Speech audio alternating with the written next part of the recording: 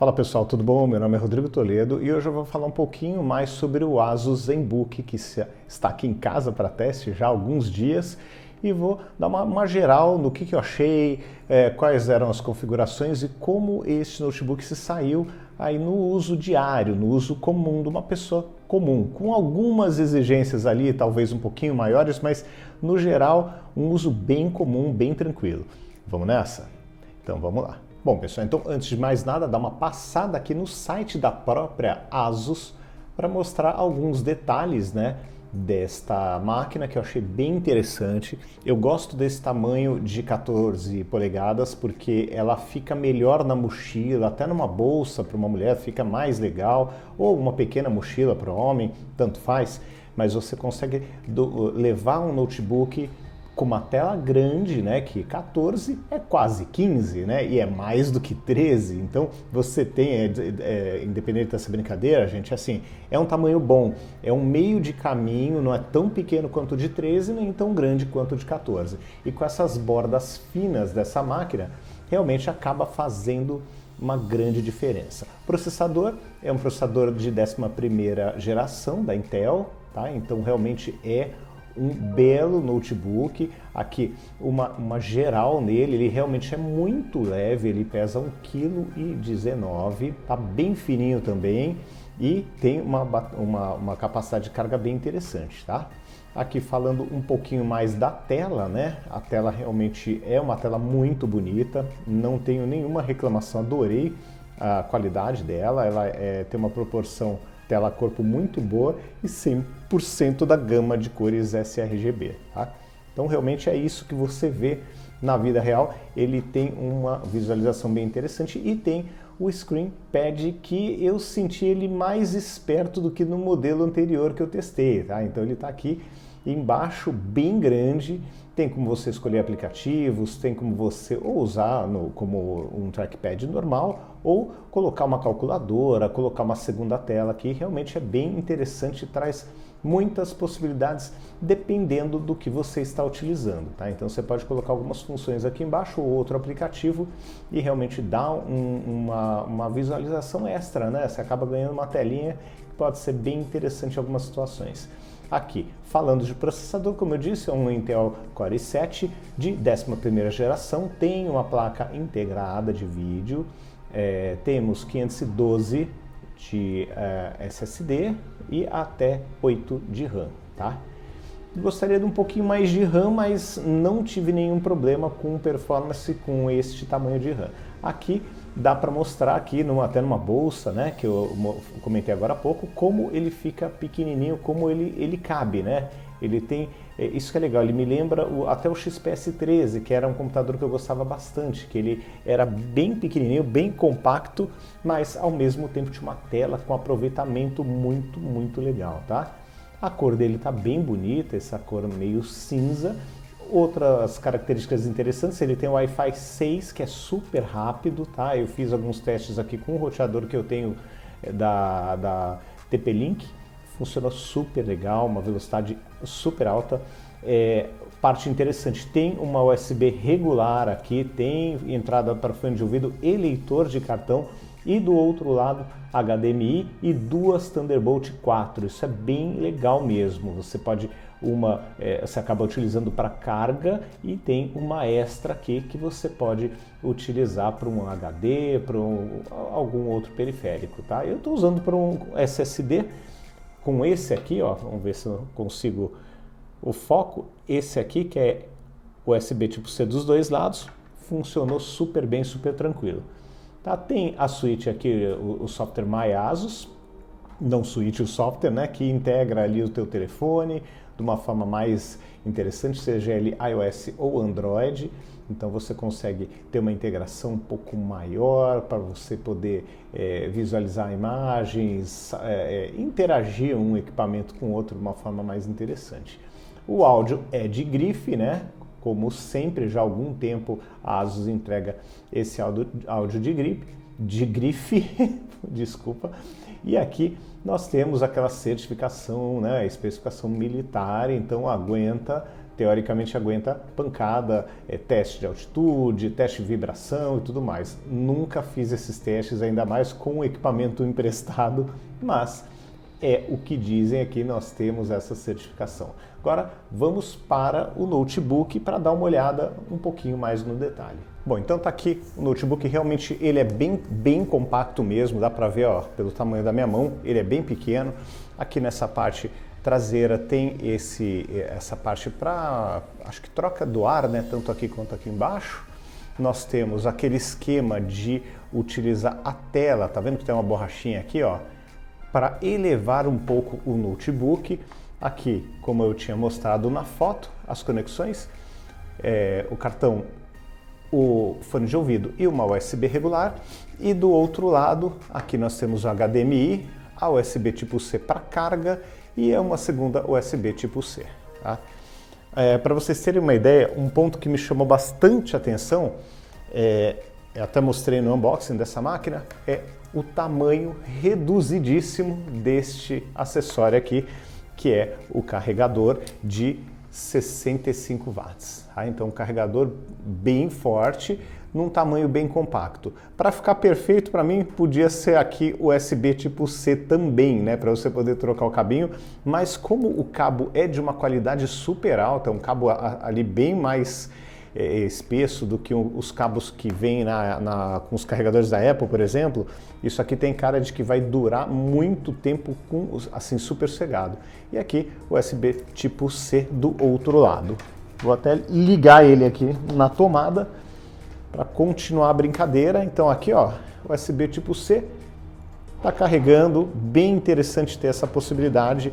E o legal de ter a outra USB tipo C é que hoje em dia, como nós temos muitos novos celulares com o cabinho USB tipo C, então esse cara aqui já está pronto para carregar sem frescura, sem adaptador, sem necessidade de nenhum cabo diferente, nenhum cabo extra.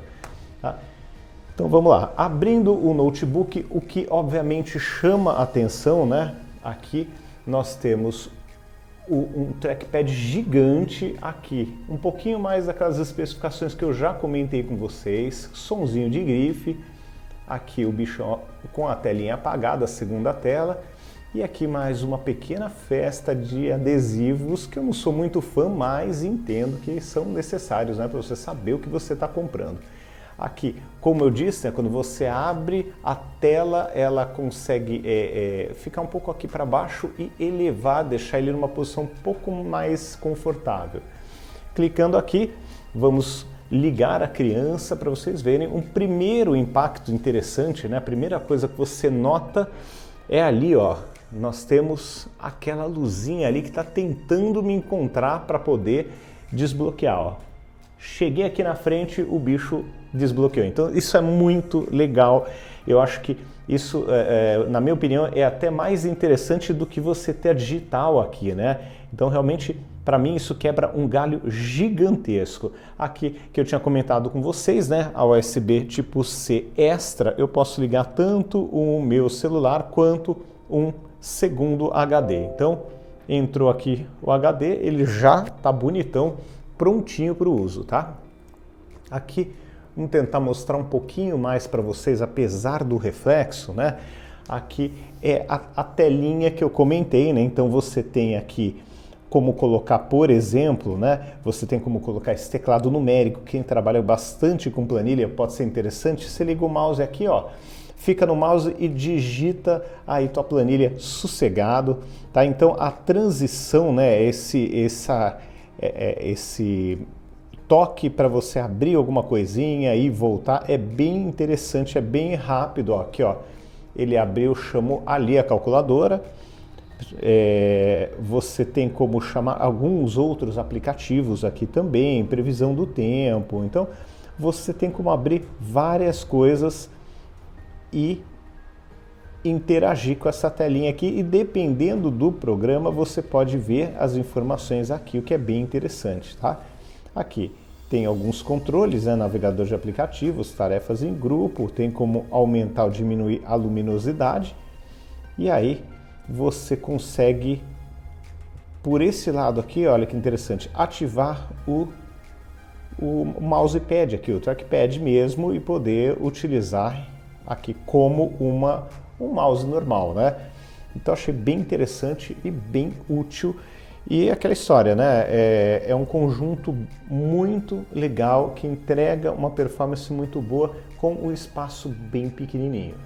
Bom, pessoal, então os testes que eu fiz tentando rodar o Forza não foram tão bem sucedidos. Ele roda bem lento, bem devagar.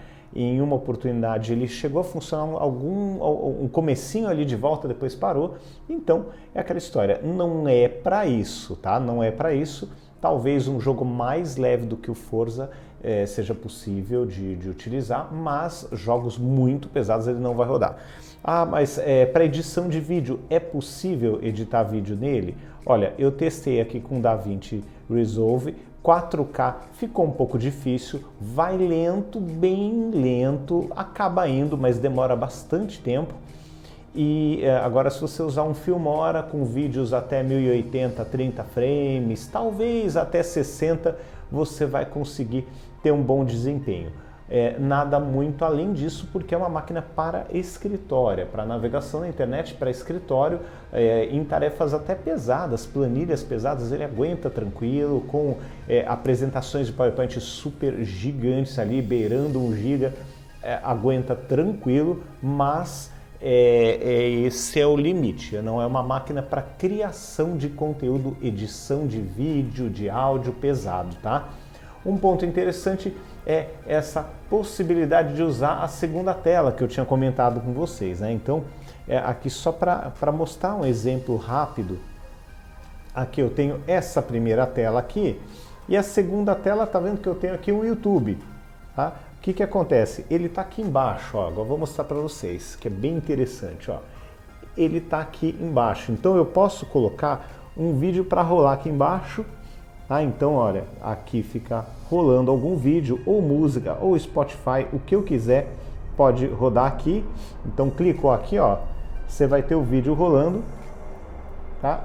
E aí, na outra tela, você continua trabalhando, tá? O ideal, obviamente, para usar a senha é que você tenha um mouse aqui do lado, um mouse tradicional, porque aqui você vai estar utilizando como tela. Ah, se eu precisar clicar aqui para alguma coisa, você pode minimizar e voltar a utilizar isso aqui como mouse, mas é aquela história, não é o melhor cenário.